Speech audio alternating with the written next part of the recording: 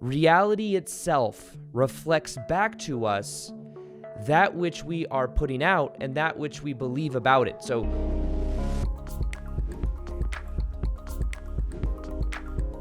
welcome back to another episode on the Aaron Doughty Podcast. My name is Aaron Doughty, and today I'm going to be sharing with you the 3 biggest blocks and wounds when it comes to self-love and self-worthiness.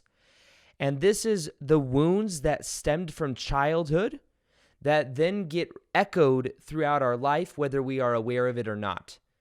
This is going to explain why maybe you can't trust in relationships. This is going to explain why maybe you're afraid people are going to leave you. And I'm also going to show you ways and strategies you can use to bring the self-love back to yourself so that you live a life that is more in alignment with you also being in your own frame, which we'll talk about. But the more I've gone on my own journey of self-love, or even just love in general, the more I've realized that this really is an inner game. Reality itself reflects back to us that which we are putting out and that which we believe about it. So if we treat ourselves and judge ourselves, we'll find that other people will judge us too. If we believe reality is going to be a lot of struggle and a lot of hard work, then it will be. It is a self-fulfilling prophecy. Now, many of us have these hidden beliefs about ourself that then cause our reality to reflect back certain things in our life. These are insidious. These are under the surface for many of us. I recently became aware of certain relationship patterns that I have in my own life for the last 8 months to a year, as I've been talking about in a lot of my episodes. I mean, I'm going through the process of healing as I share these podcast episodes. I haven't completely ascended to a level to where I figured everything out. It's like there's different layers of the shadow that I've become aware of. And I was realizing that there was a certain way that I look at my own sense of self-worth that stemmed from childhood that has me believing there's something wrong with me. And as I cleared this, I'm not kidding you, as I cleared this energy and as I became aware of this, I started seeing things pop into my life that were almost always there, but I was completely blind to it because I was like holding away aspects of my life from coming in because of either fear or my own sense of self-worth. It's incredible. Literally, your life can change like this once you become aware of these childhood wounds and once you make the choice to heal it or to let go of the old. So to get a little bit more specific with this, the thing that I've been going into recently, now first off, before I go into that, there are 3 main childhood wounds that all of us have either one of or a combination of. And some of us may have all 3. But those childhood wounds are 1, the fear of being abandoned, which means maybe that one of your parents emotionally or physically abandoned you growing up, and that then had an effect on you as a person, how you show up in the world. And we'll go into the deeper layers of that because many times what happens is people change themselves, and this is when people pleasers are born. People change themselves so that they can get the validation and approval from other people. And what they do is they're afraid of abandonment on the outside, but what they do is they end up abandoning themselves, what's true for themselves, and they change themselves for other people, which means they're not living authentically. But then it's also like that becomes the shadow of itself, abandoning the self, not having boundaries, saying yes when you don't really want to say yes, trying to please other people, which is also normally related to self-worth, but that's the next one. So it's the fear of abandonment, and normally that results in the abandoning of self. The second one is self-worth, a low sense of self-worth, believing we're not worthy. We don't have value for being us. This can a lot of times stem in with the abandonment wound, but the self-worthiness wound is maybe our parents were really strict growing up and they treated us a certain way. I went through having a stepmom that was mentally, physically, and emotionally abusive. So my sense of self-worth was very low. I figured, and there was almost always someone in my life that was reflecting back to me the beliefs I had about women, or that women were trying to control me. So I always had a woman in my life trying to control me, even after my ex-stepmom left my life when I was 15 years old.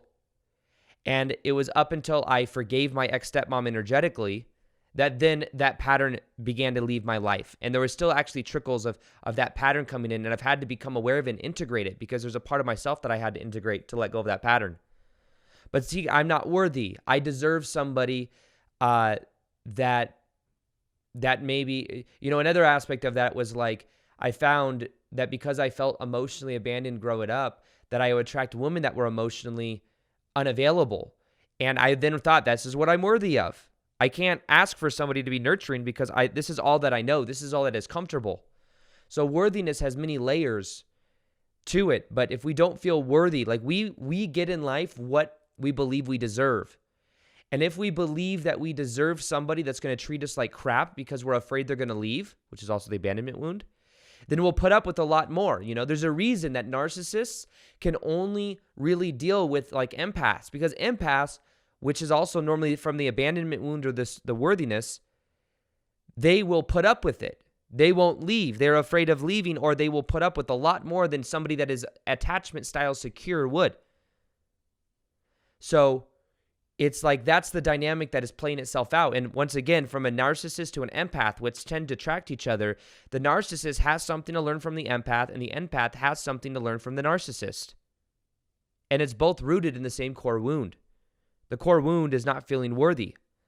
The core wound is feeling like wanting significance and approval. The way the narcissist gets it is it demands it from the empath to feed their frame and is very controlling. And the way the empath gets it is the empath's means for getting their needs met is I will give you XYZ in exchange for validation, love, and approval, and for you not to leave me.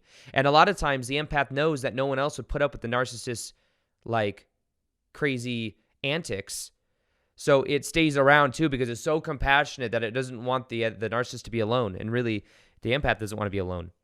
So self-worthiness is another one. And if you believe you're worthy of love, I've had to become aware, like my own physiology, my own body, my own nervous system, I've had to open myself up to women that are more nurturing and to realize, oh, I'm worthy of this. Like growing up, I didn't have the most touchy-feely childhood where I was like really nurtured in that way, and because of that, it's like foreign to me. So on one hand, it's like I desire it or I enjoy it. On the other hand, my body's like, this is unfamiliar. This intimacy stuff is a little bit scary. So I've had to open myself up. And the interesting thing is that the more I've opened myself up and stopped judging other people I'm with, thinking about them in a certain way, the more that it's opened up opportunities in my life. It's incredible.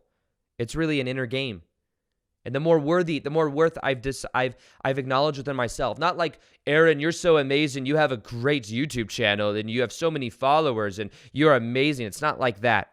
This is an inner sense of self-worth because that's also a lot of times the shadow. People that are like really geared and motivated to be successful many times this can be the case. They feel a sense of emptiness, so they're trying to fill that up with success and money. So that's something I realized that I was definitely going through as well. However, a lot of this is really that awareness of the worthiness, and you get in life that which you believe you deserve. Now, the third one is trust. Can you trust? Many times people that have trust issues have either been people that had parents growing up that maybe they couldn't trust.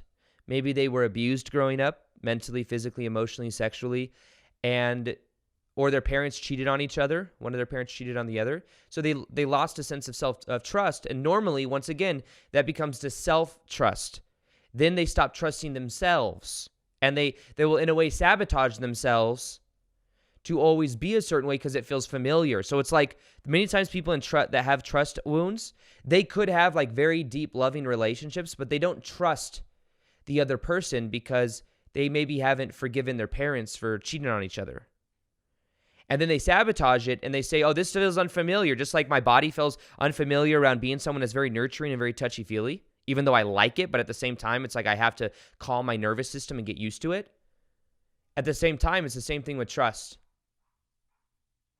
With trust, it's like there's a sabotaging effect to all of this. If you don't think you're worthy, like some guy may be treating you really well, but you are almost, it feels like too good to be true. So then you sabotage it and you're like, this doesn't feel familiar. Familiar to me is somebody that's demeaning me and criticizing me. You see, what are our set points for love? What are our set points for worthiness? What are our set points for trust, And the more we trust ourselves, the more we love ourselves, and the more worthy we sense within ourselves is the more other people will feel that, because it's literally just a one-on-one mirror. So these are all different wounds we can start to become aware of.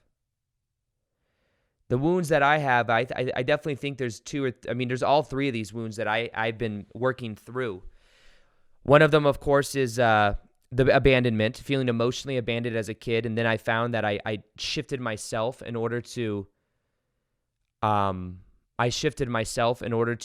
of like please other people or get validation, love, or support from other people. And what I've had to learn how to do is I've had to learn how to shift that pattern and bring the energy back on the self. We talk about self-love, self-worthiness. Many of you listening to this may have lost or not even know who the self is. I hope you guys enjoyed that little segment from my podcast called the Aaron Doughty Podcast. If you want to listen to the rest of that episode, click the link below. You'll see it on iTunes and Spotify. You can download episodes. It's so easy to listen to. You can do it while you're working out, while you're driving. It's so convenient. And that's where new episodes go live every Tuesday and Thursday, every single week. I have guests coming on the podcast. I have solo episodes, and we go really deep. This is really a place where I get very personable and I share more about things I'm thinking of. I share my top book insights, and you can check it out and subscribe below, and you will see it there. So iTunes, Spotify, listen to the rest of the episode below as well. And I hope you guys enjoyed. And as always, I'll see you guys on the next episode. Peace, much love, and namaste.